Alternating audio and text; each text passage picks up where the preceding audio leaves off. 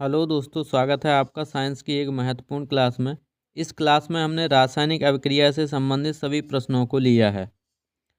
हमारा पहला क्वेश्चन है कि रासायनिक अभिक्रिया किसे कहते हैं। तो करेक्ट आंसर है हमारा ऑप्शन नंबर सी, यानी कि एक या एक से अधिक नए पदार्थों का निर्माण होना। अब रासायनिक अभिक्रिया किसे कहेंगे, तो आप बताएंगे जब कोई अभिकारक अभिक्रिया करके एक नया पदार्थ उत्पादित करता है, उसे हम रासायनिक अभिक्रिया कह सकते हैं। जैसे यदि ये कार्बन है, इसको हमने ऑक्सीजन की प्रेजेंटेंसी में जला दिया। जलाने पर ये क्या करेगा, CO2 का निर्माण करेगा और साथ ही इसमें से क्या निकलेगी, ऊर्जा और ऊष्मा, दो चीज़ों का निर्माण होगा। तो ये जो कार्बन डाइऑक्साइड क्या है, ये गैस है और यहाँ पे जो कार्बन लिया था ये ठोस था। तो हमने क्या देखा कि जो ठोस है वो किस में कन्वर्ट हो गया, गैस में। तो यहाँ यही लिखा हुआ है कि एक या एक से अधिक क्या नए पदार्थ का निर्माण होना। तो हमारा नया पदार्थ क्या बना, CO2। तो रासायनिक अभिक्रिया किसे कहेंगे, जिसमें अभिकारक के बाद जो उत्पाद बनेगा वो एक या एक से अधिक नए पदार्थ का निर्माण करेगा। हमारा नेक्स्ट क्वेश्चन है कि पानी का इलेक्ट्रोलिसिस किसे कहते हैं।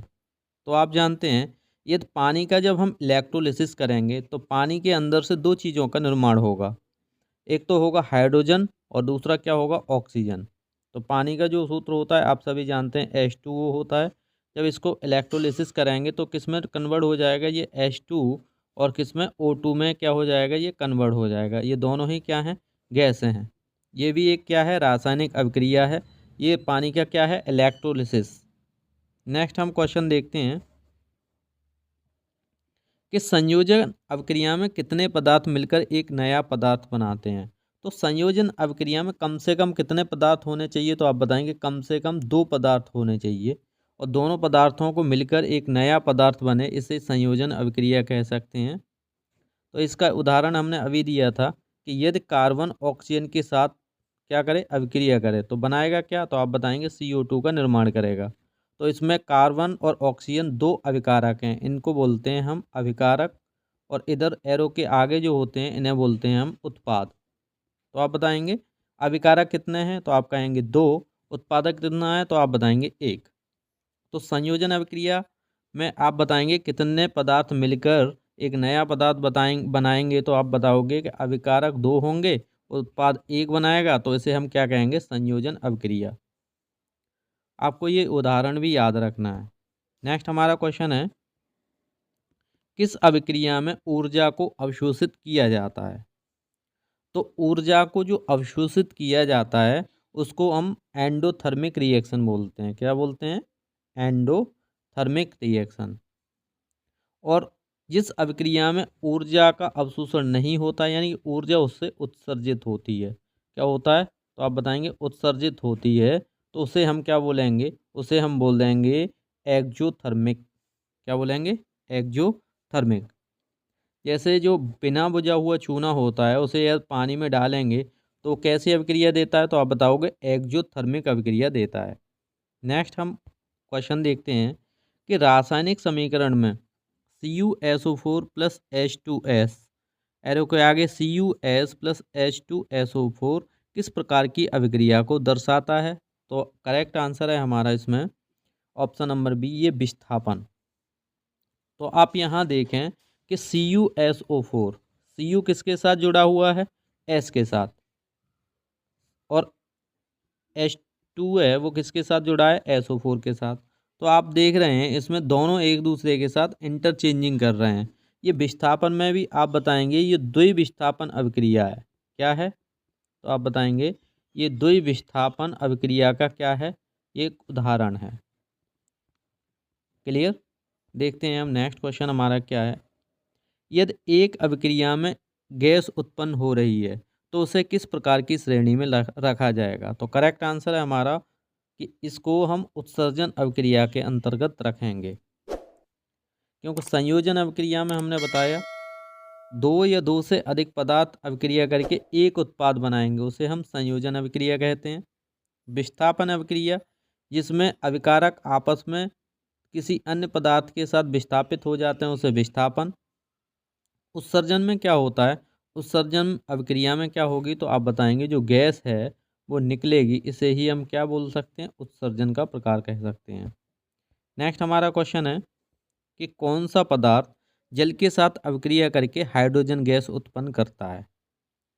तो इसमें से सोडियम, कैल्शियम, पोटेशियम ये सभी के सभी क्या करते हैं, ये जल के साथ अभिक्रिया करके गैस उत्पन्न करेंगे। तो आप बताएंगे किस प्रकार की, तो H2 गैस निकलती है।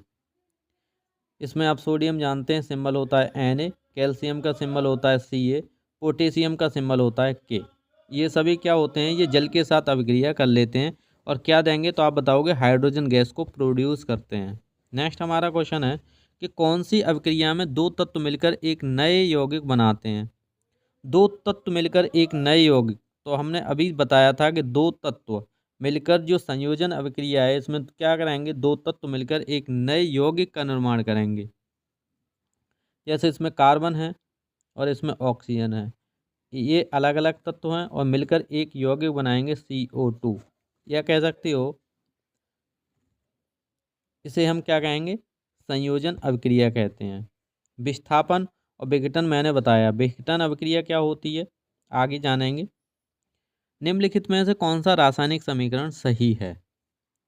तो इसमें हम रासायनिक समीकरण देखते हैं। तो इसमें समीकरण यहाँ 2 लगा दिए जाए तो ऑप्शन नंबर कौन सा बी सही हो जाएगा, यानी कि ट्वाइस जो Na है सोडियम, ये Cl2 के साथ अभिक्रिया करके क्या बनाएगा, NaCl के 2 अणु बनाएगा। तो ये करेक्ट ऑप्शन नंबर कौन सा हो जाएगा, बी। इसे भी आप क्या कह सकते हो, तो ये एक संयोजन अभिक्रिया है क्योंकि इसमें दो क्या कर रहे हैं, दो तत्व अभिक्रिया करके एक नया यौगिक बना रहे हैं। ये किसका उदाहरण है, तो आप बताएंगे ये संयोजन अभिक्रिया का उदाहरण है। नेक्स्ट हमारा क्वेश्चन है कि रासायनिक समीकरण में ए और बी के बीच अभिक्रिया क्या दर्शाती है। तो ए और बी के बीच जो अभिक्रिया हैं वो प्रतिक्रिया दर्शाती हैं। यह रासायनिक प्रतिक्रिया को दर्शाता है जिसमें पदार्थों के बीच रासायनिक बदलाव होता है। तो आप बताएंगे किसको, प्रतिक्रिया। नेक्स्ट हमारा क्वेश्चन है BaCl2Na2SO4 बनाएगा क्या, BaSO4 और NaCl किस प्रकार की रासायनिक अभिक्रिया है। तो यहाँ पर देखो जो Ba है वो SO4 के साथ कनेक्ट हो गया, Ba किसके साथ जुड़ गया, SO4 के साथ, और Na है वो किससे अभिक्रिया कर लिया है उसने, Cl से। तो आप देख रहे हो इसमें क्या है, ये द्विविस्थापन या द्विसंयोजन अभिक्रिया है।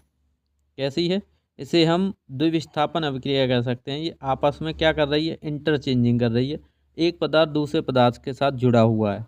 इसे हम क्या कह सकते हैं, द्विविस्थापन अभिक्रिया कह सकते हैं या द्विसंयोजन भी इसको बोला जा सकता है।